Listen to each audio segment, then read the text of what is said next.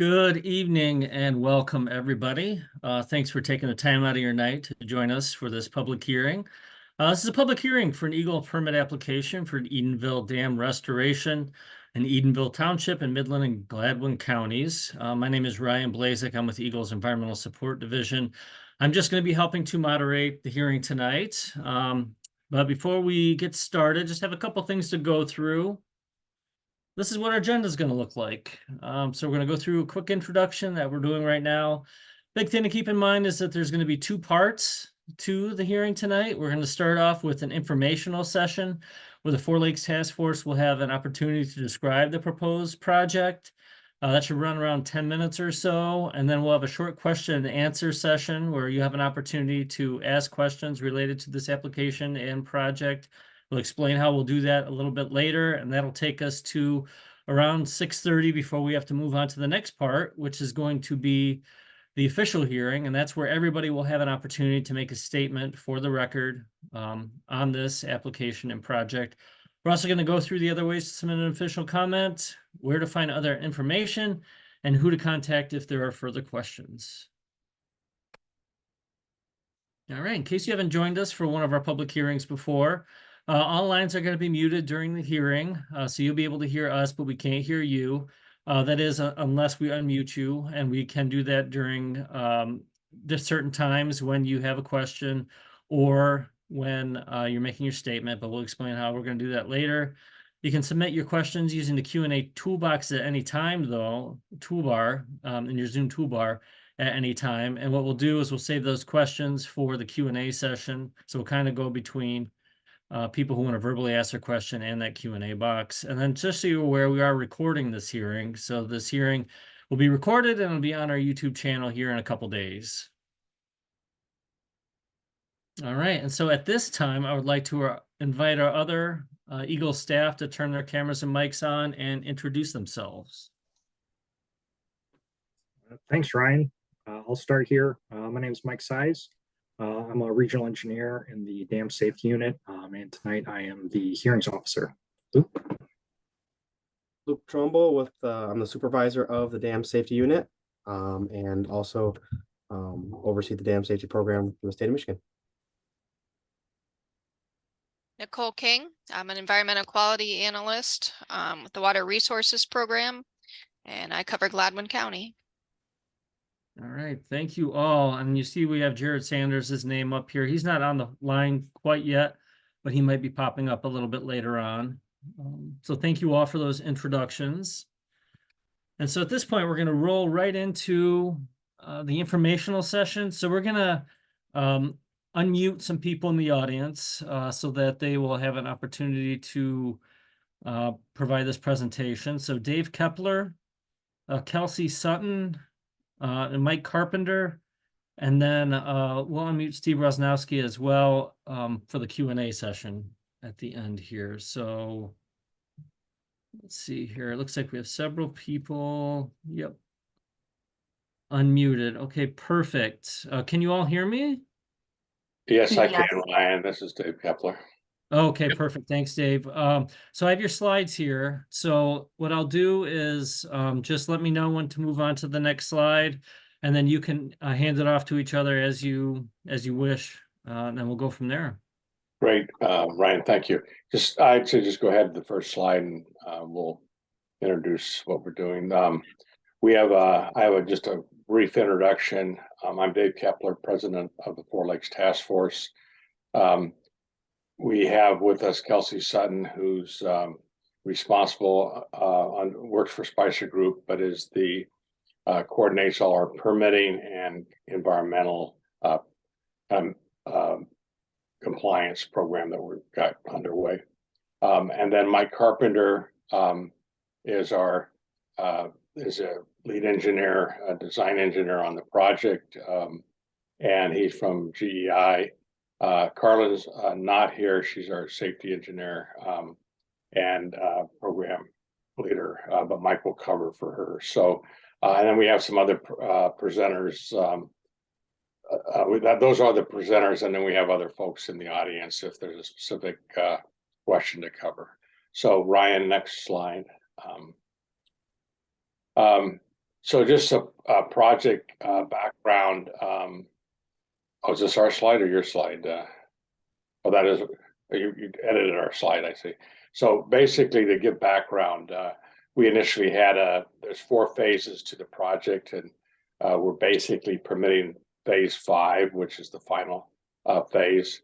So initially, back in 2020, after the dams failed, EGLE took emergency action on the dams, and they basically focused on stabilization of the tobacco spillway by lowering the dams.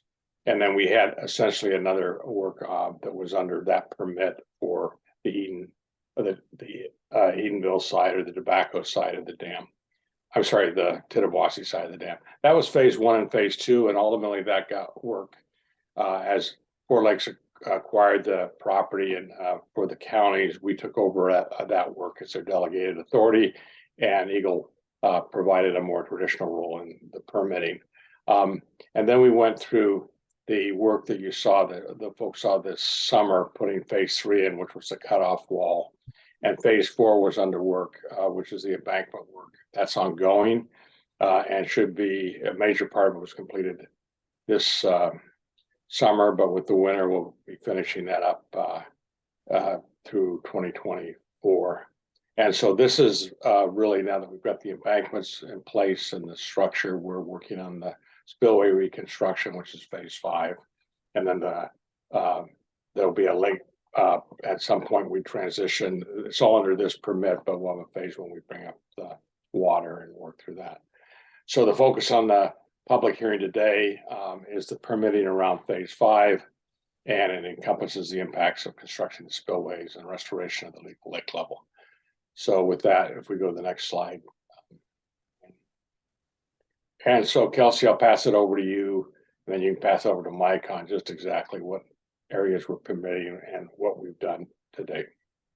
Sounds great, Dave. Thank you. Can everyone hear me okay? Yep.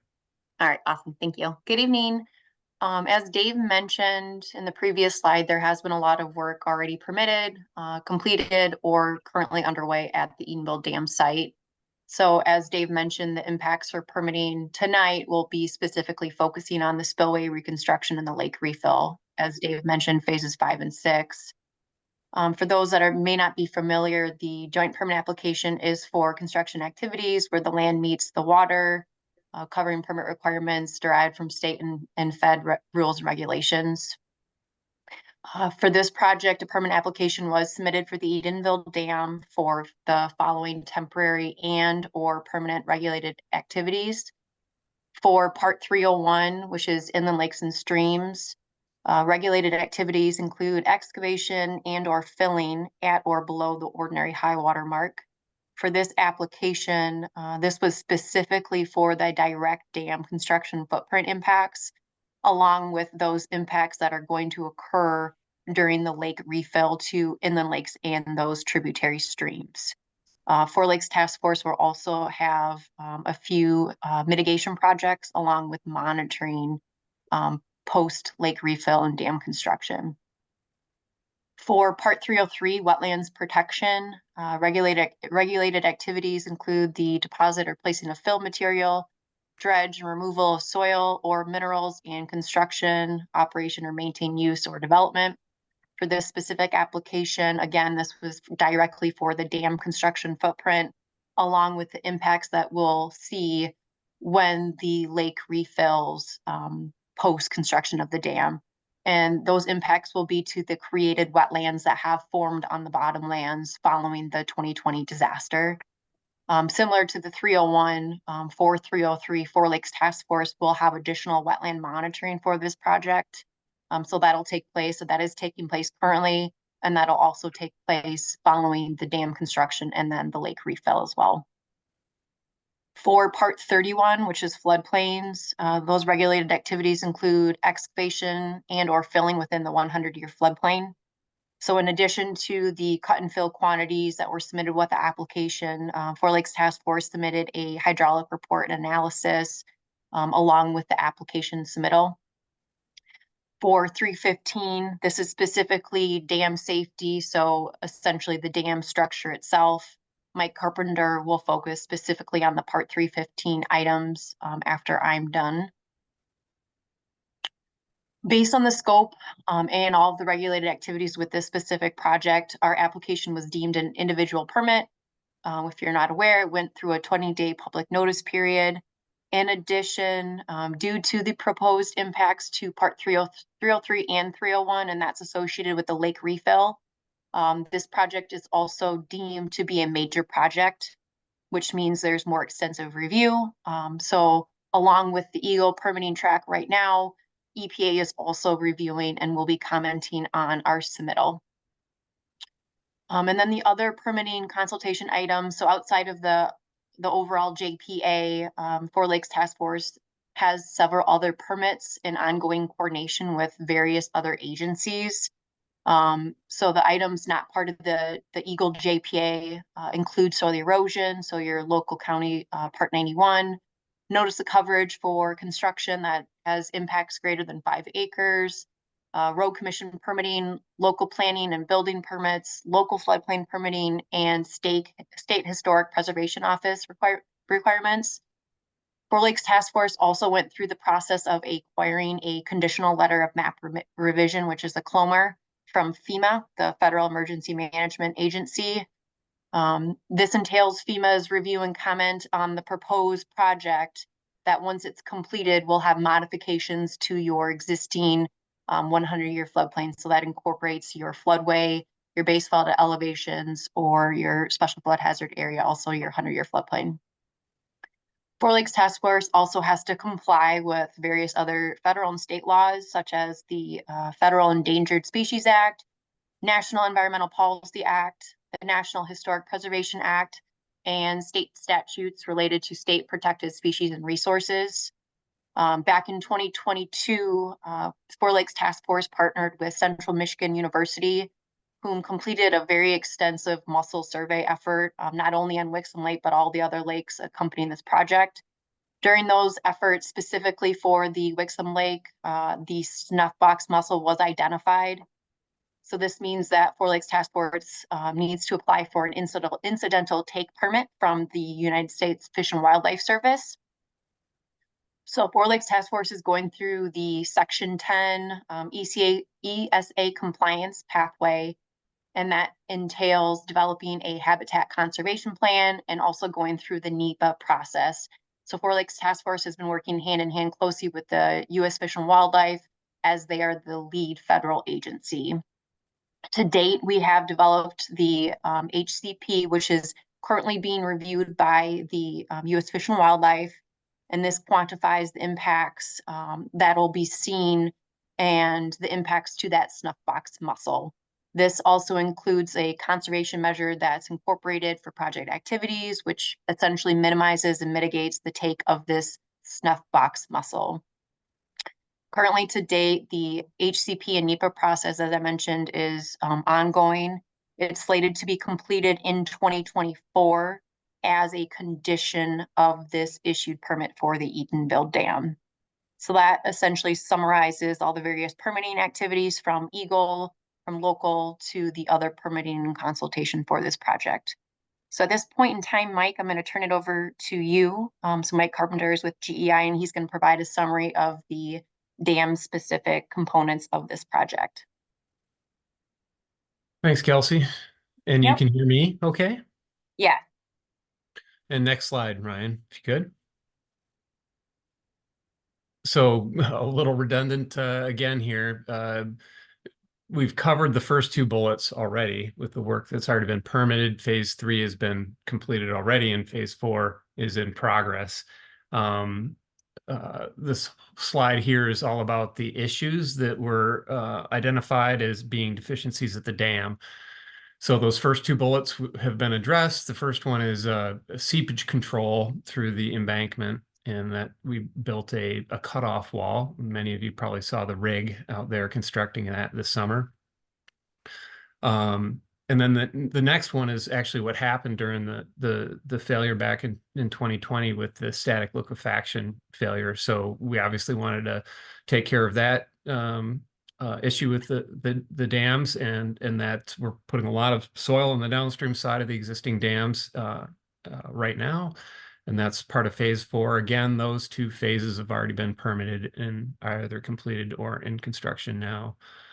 The 3 other issues with the dams were we lost an embankment on the left side there, so that embankment needs to be rebuilt. That's we refer to that as the Tittabawassee left embankment. A lack of low-level outlet to pass base flows, since this is no longer going to be a hydroelectric facility where they're generating electricity and passing flows to the downstream channels. We need to have another means for doing that. So the low-level outlet represents that. And then, of course, what led to the failure in 2020 was lack of spillway capacity. So that's the big effort here, is to make sure that we've got adequate spillway capacity to lower the risk to tolerable levels. We went through an exercise about how to do that. And the end result was we're about 300% greater spillway capacity, or 3 times greater spillway capacity than what was there before. Most of that is with the auxiliary spillway that I'll show you, but it'll be constructed in the breach channel that is on the Tittabawassee left embankment. I will say that all this work designing the new structures and the fixes, we put into a design basis report, which was submitted as part of the Part 315 application. It has all the supporting calculations, all the design drawings. So if anyone's so interested, that's all available to dig into. Next slide, please, Ryan. So these are just a few quick images just to show you kind of what the structures look like. It's a bit hard to visualize because that isometric image on the left there doesn't have the embankments on either side of it. So you're just looking at the concrete structures. And this first structure is the tobacco side. Give you some sense of what's there now. I think most people understand what's there now. The lighter gray is existing, but most everything is in that tan color. All the tan color is all new concrete construction. You can make out that there's some red gates. Those are our crest gates that lower and pass flows. In the lower right is a cross-section through the spillway. On the left side of that cross-section is the reservoir, so water flows from left to right in that cross-section.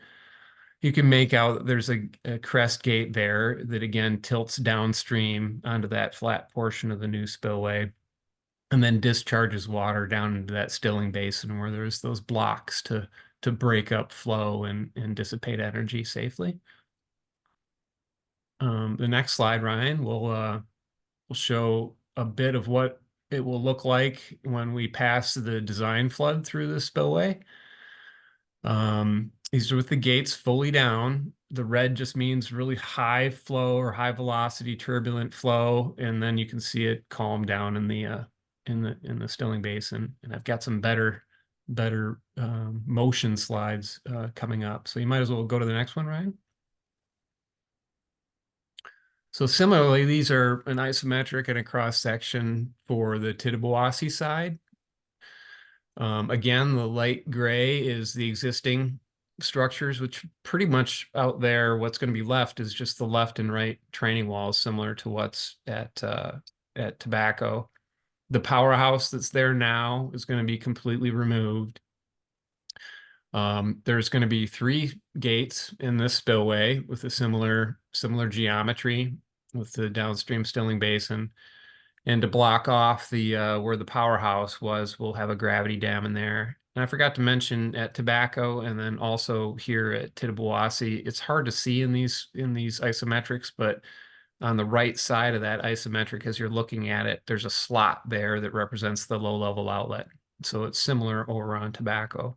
So water will be coming out of that slot, every day, 24 hours a day on both projects. The cross section on the right there, again, water's flowing from left to right, and you can see it's a large amount of new concrete that sits on what's left out there on that slab. If anyone's seen it, that's where the water's flowing right now. So we've got to build quite a large mass of concrete on there to build the gates. All right, Ryan, we can go to the next slide. So this is a little bit better view of what would happen during the design flood. Gives you a little animation of how the water spills through the structure. That's with all three gates open. The image on the right is the low level outlet, that little slot that I was mentioning. So that's again what it would look like discharging through that hole. Next slide, Ryan. So this is the auxiliary spillway. I don't have a really good image to show you about what it looks like on top of the embankment on the Tittabawassee left side, but if you can visualize, this is where the breach channel is, where the breach actually happened. We're going to build an embankment and then construct this concrete labyrinth spillway on top of the embankment.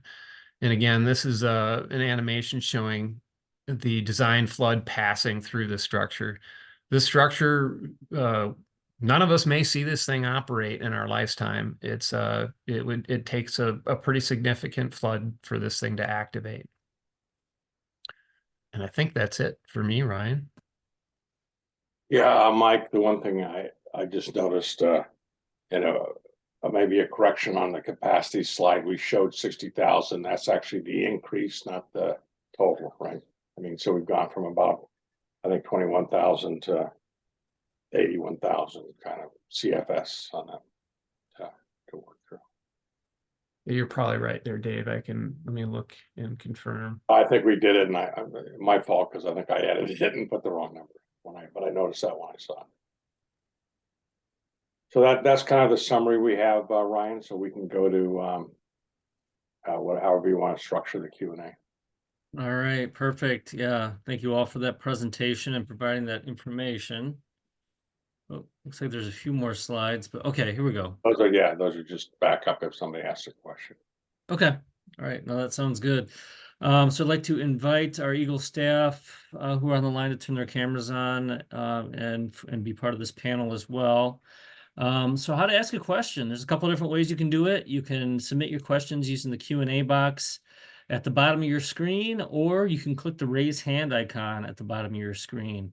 So if you type your question in the Q&A box, I'll try to moderate those questions and ask those of our panel. And then if you raise your hand, we'll call on you and unmute you, and then you have a chance to ask the question yourself. If there's anybody on the phone, you can select #2 to raise your hand virtually in Zoom, and then we'll call on you using the last 4 digits of your phone number. Only thing I want to reiterate is just that this is the opportunity to ask questions of our panel. If you have a comment that you want to make, that'll be during the hearing portion. That'll be a little bit later. So we do have a few minutes here in case anybody has any questions.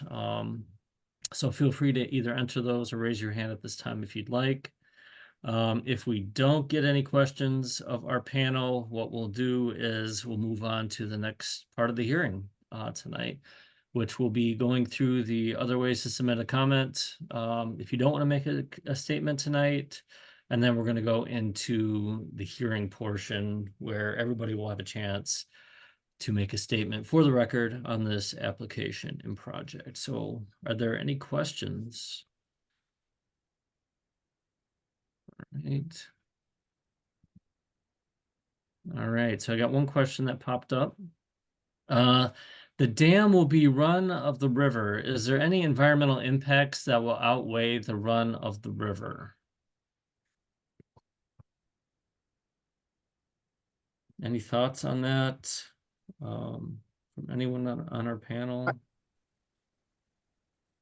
I can take a crack. I'm not exactly sure what the question is asking, but I think run of river just means that instantaneous flow coming into the impoundment is being passed at the dam. So the intent would be, to not provide flood control, not pass, surcharge and hold back water or release more water than is coming into the system. So that's kind of a requirement for all dams in Michigan, that that they're operated at run of river, which just means they're passing whatever flow is coming in, not holding back too much.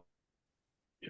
So I don't know exactly what environmental impacts would override that requirement. At some point, you know, dams can't maintain run of river if a storm exceeds their spillway capacity, or, you know, in extreme cases, not at this dam, but at smaller dams, a smaller watersheds, sometimes the losses come, you know, from the impoundment, and there's no flow from a dam in certain points in the middle of summer. So they can't maintain run of river, but I'm not sure what environmental impacts would override that run of, Yeah, at least the Luke, yeah. this is Dave Go ahead, Dave. Kepler. This is Dave Kepler. I don't know if I'm on or not. So, Yeah, we can hear you. yeah. So historically, the dam was a dam that was licensed in peak flow. So the river would actually rise and fall within a day to do. So the environmental impact of run of the river is actually positive. It creates a more natural river flow and less erosion downstream and to work on. So most dams, as you say, are permitted that way today. And even all the hydro dams are usually permitted that way. These dams are pretty old permits, and that were had a peaking in them. And so it's actually an environmental positive impact. And to your point, sometimes when you get a very high storm flows, it's practically, it's a little challenge to get it exactly right. But in almost all cases, this is going to be a better environmental. All right. Yeah, thanks, Dave. Thank you both. Are there any other questions that you have for our panel tonight? This is going to be the opportunity to ask those questions, but we will, if any come up later on in the evening, we will share Luke and Mike's contact info so you can follow up with any questions. But are there any other questions right now? All right. Well, I had one pop up. Will there be a winter reduction in lake level? Will there be a winter reduction? Is that the question, right? Yeah, that's a question. Correct. Will there be a winter reduction? Yes, the legal lake level for Wixom will be the same reduction it had before. So it's approximately 3 feet. The timing is in this. I don't have it exactly in there. We have it on our website. We can get it for you if you send us a question. But it's about a 3 foot reduction. Occurs in December and then rises in the spring. And that's the timing of that is really actually more based on the temperature of the water and how fast, but normally rises up in the spring. And that legal lake level has that feature in it, similar to what it was prior to the dam flow failure. Okay. Yeah, thanks for the answer, Dave, and for asking the question to the caller. Any other questions for us tonight? Again, you can do that using the Q&A box at the bottom of your screen by raising your hand, or if you're on the phone, by selecting #2, which will raise your hand in Zoom. Looks like we had those 2 questions. Not seeing any more come in, and if we don't get any further questions, we'll move on to the next part of the evening. All right. I am still not. Oh, here we go. Will gauge flows be monitored by EGLE?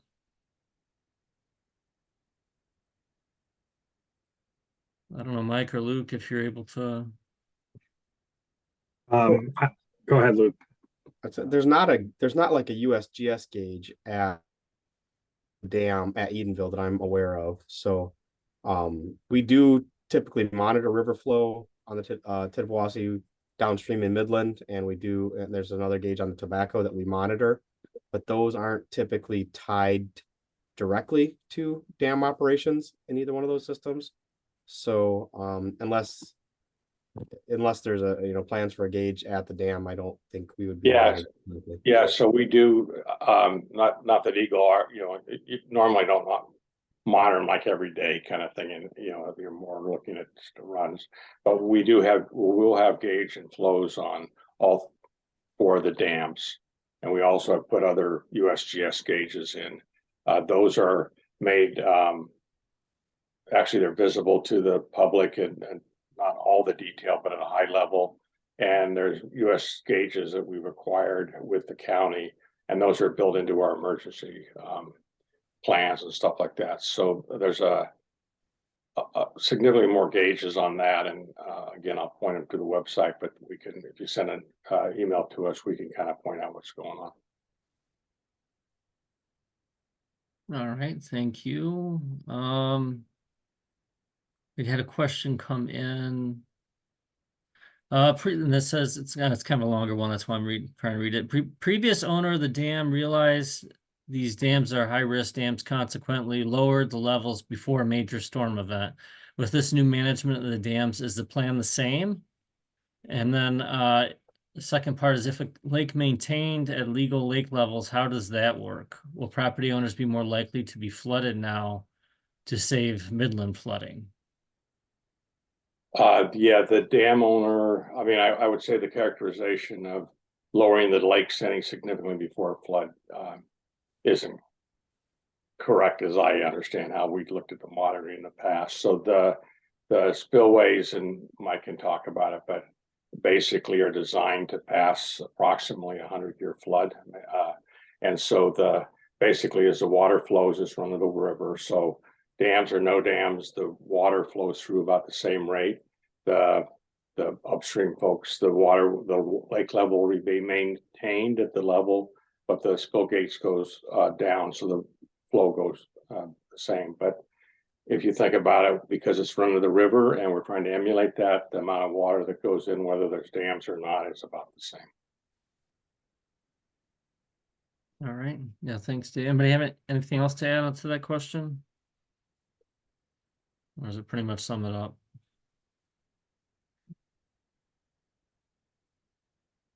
All right. Any other questions? We're at about the time where we're going to move on, but if there's anybody who has a burning question, we'll take another one. If not, we'll move on. All right, so this will be the last one. So how will it be monitored? Excuse me, how will it be monitored for run of the river if not monitored with gauges for storms or environmental impacts? There will be gauges. I mean, we're running it with measurements and staffing. So every one of these rivers every one of these things will be measured.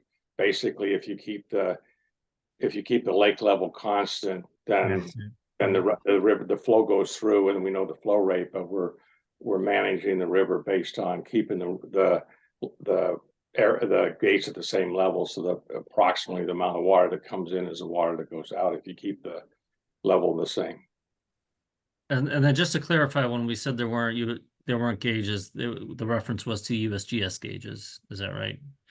Just to avoid. Yeah. So there's a whole. I don't have the link. We'll make sure we point that out. But if they call info@fortlakestaskforce.org, we can point you to that. So prior to the flooding, there was fundamentally only 2 gauges in the system. We've worked with the county and the US GS service to put several gauges in, integrated our system with that. So in fact, we put gauges on the Chippewa and the Pine just to make sure we understood what was going downstream as well. So there's a pretty robust gauge system put in place as well, and not only for flow but for rain and the other, and obviously level. And so we can make sure that people get that if they come to it.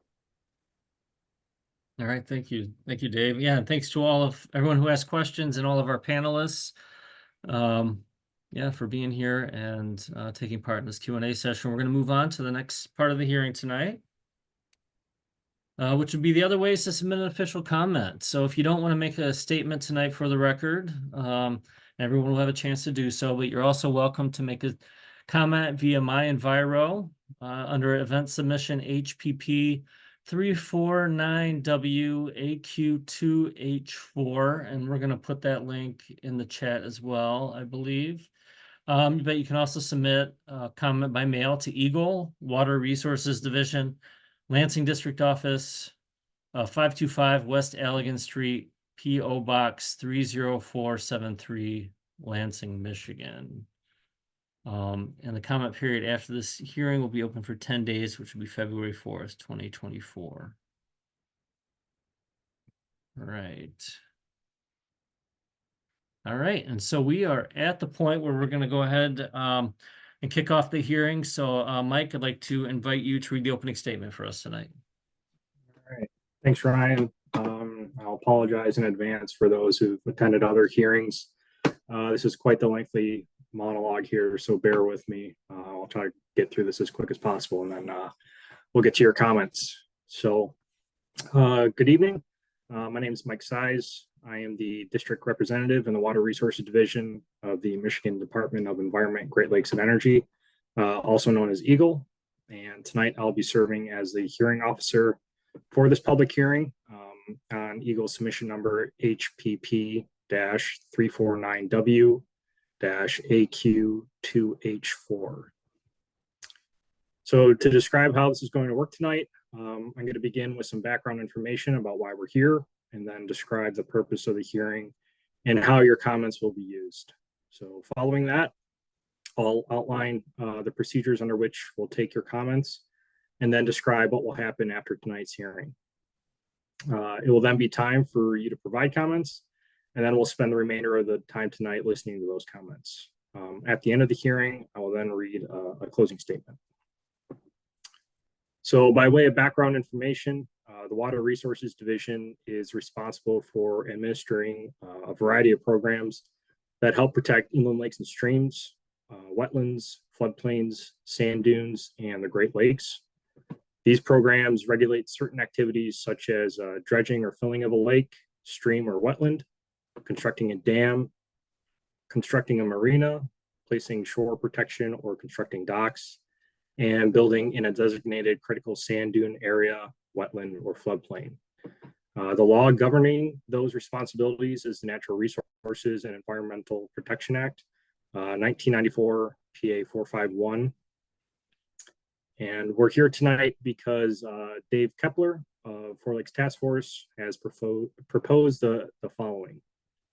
To partially demolish the existing powerhouse structure, fill in the existing barrel arches and draft bay at the Tittabawassee Spillway, demolish the existing piers and remove the existing bracing at the Tobacco Spillway, construct a new spillway at the Tittabawassee River, construct a new spillway at the Tobacco River, construct a new low-level outlet at both spillways, and construct a reinforced concrete labyrinth auxiliary spillway with a new stilling basin. So the proposed work will permanently impact 447.3 acres of existing wetlands, and it'll also create 670 acres of wetlands when the impoundment is restored.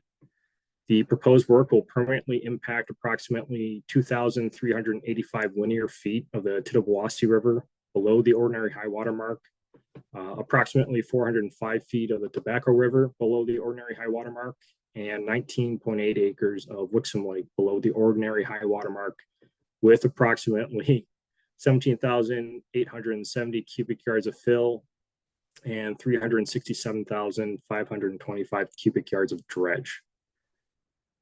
So in order for a permit to be granted, EGLE must find that the proposed activities described in the public notice meet certain criteria set by Part 31 floodplains, Part 301 inland lakes and streams, Part 303 wetlands protection, and Part 315 dam safety. In general, we must consider the effects of the proposed project on the stream and wetlands.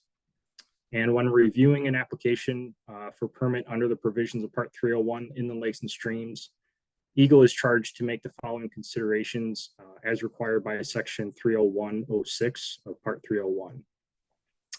Firstly, the department shall issue a permit if it finds that the structure or project will not adversely affect the public trust or riparian rights. And secondly, the department shall not grant a permit if the proposed project or structure will unlawfully impair or destroy any of the waters or other natural resources of the state. And then when reviewing an application for permit under the provisions of Part 303, the Wetlands Protection, EGLE is charged to make the following indications as required by Section 303.11 of Part 303. A permit for an activity listed in section 30304 shall not be approved unless the department determines that the issuance of a permit is in the public interest, that the permit is necessary to realize the benefits derived from the activity, and that the activity is otherwise lawful. So a permit shall not be issued unless it is shown that an unacceptable disruption will not result to the aquatic resources. And a permit shall not be issued unless the applicant shows either of the following. The proposed activity is primarily dependent upon being located in the wetland, and a feasible and prudent alternative does not exist. So the purpose of tonight's hearing is to give everyone interested in the Edenville Dam restoration application an opportunity to provide information that EGLE can use in making a decision whether or not to issue a permit. Please recognize that EGLE can only use the information you provided if it relates to the criteria that EGLE must use in making a decision.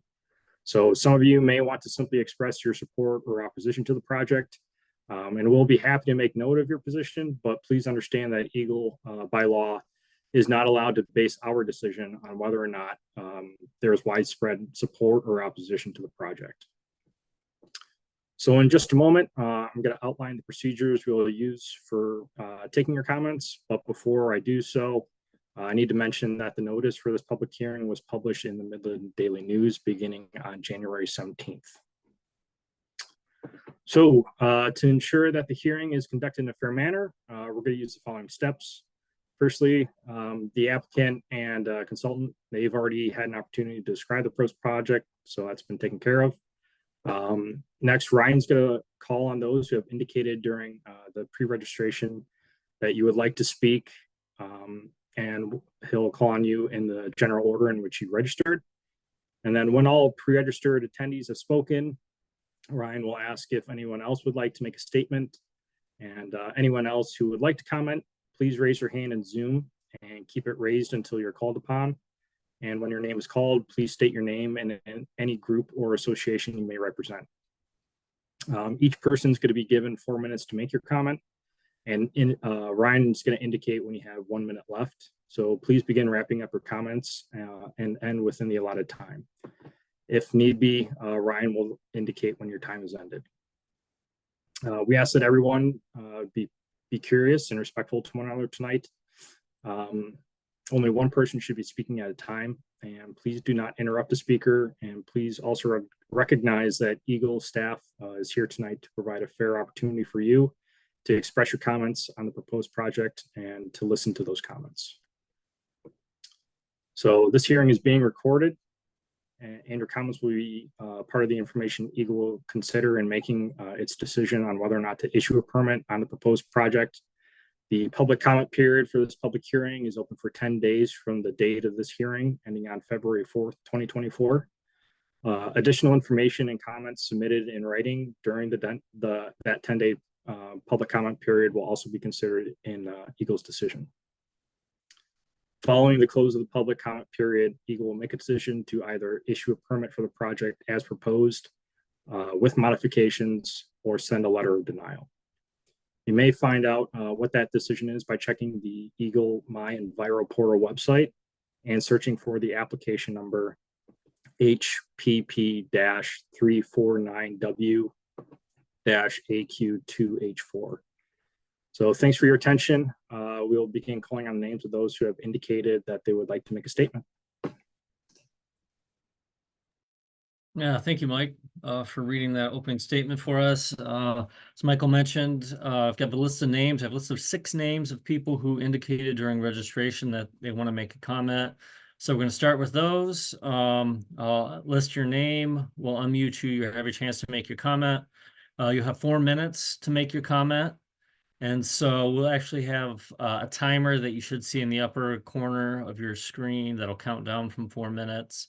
When you have a minute left, you'll hear a ding that sounds like this, so that you'll know you'll have a minute left.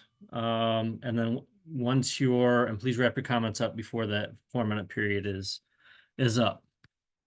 All right, everyone will have an opportunity to make a comment. If somebody is on the line making your comment and you have someone else next to you that would like to make a comment, just let me know and we will give them an opportunity as well. There'll be one comment per person to make sure it's fair for everybody. And let's go ahead and begin then. So the first person I have is Karen Price. Karen, we are going to unmute you. So you're unmuted on our end. So now you can unmute yourself by selecting the microphone icon at the bottom of your toolbar. And then you'll be able to begin your comment and make your comment when you're ready. Are you there, Karen? I am there. How are you tonight? Good, good. Thank you. Yep, coming in loud and clear. You can begin when you're ready. All right, my public comment. Public comment is Edenville Dam, I believe, is definitely necessary for the community. One thing I'd like to focus on is the tributaries and what factors it will have on it, as far as like the backflow that it does with the smaller tributaries. But overall, the Edenville Dam, I feel, is definitely necessary for the communities. So my concern is looking at the smaller tributaries. And that's all I have to say. All right, thank you for your comment, Karen. All right. All right, it looks like Gary Booth and then David Comerford. We're not seeing you in the audience, but you're up next. So if you're under a different name, please raise your hand. So what that means is we are going to move on. Looks like no Doug Hill either. Doug Hill was up next. And then after Doug, Andre Sefisik. So Andre, we're going to unmute you and you can start your comment when you're ready. Are you there, Andre?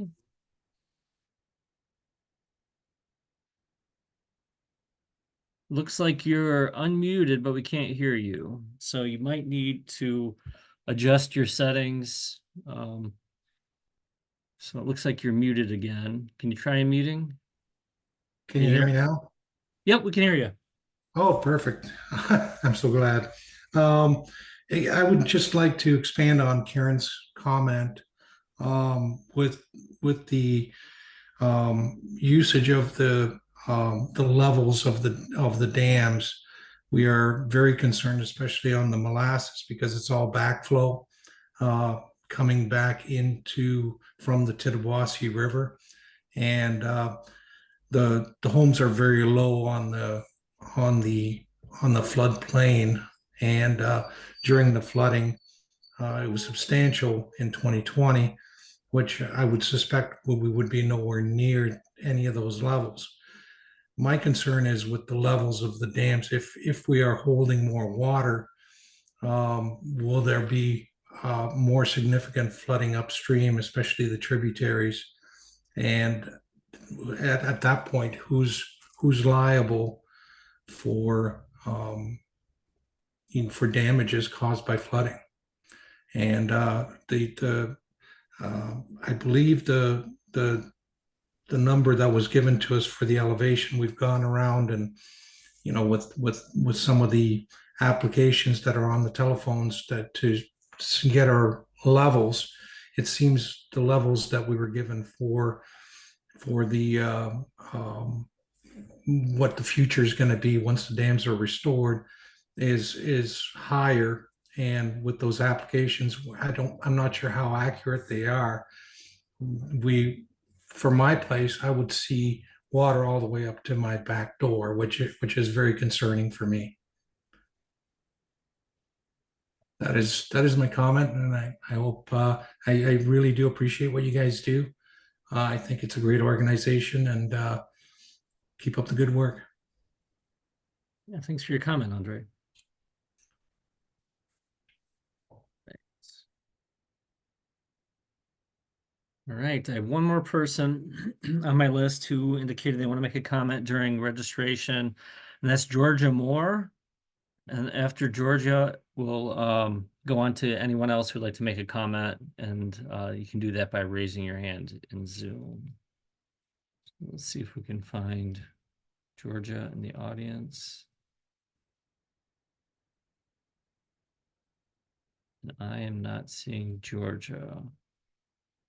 All right, so no Georgia. Is there anybody? So now we're going to go to anybody else who would like to make a comment tonight. So If you'd like to make a comment and you haven't already, you can raise your hand in Zoom, selecting the raise hand icon that you'll see at the bottom of your screen, and we'll call on you with your name. If you're on the phone, you can select #2, and that will raise your hand in Zoom as well.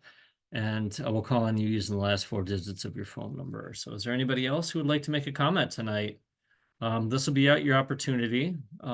If you don't want to make a comment tonight, though, we're going to go through those other ways to make a comment so that you can make a comment after the hearing tonight if you choose to. So anyone else out there who wants to make a comment?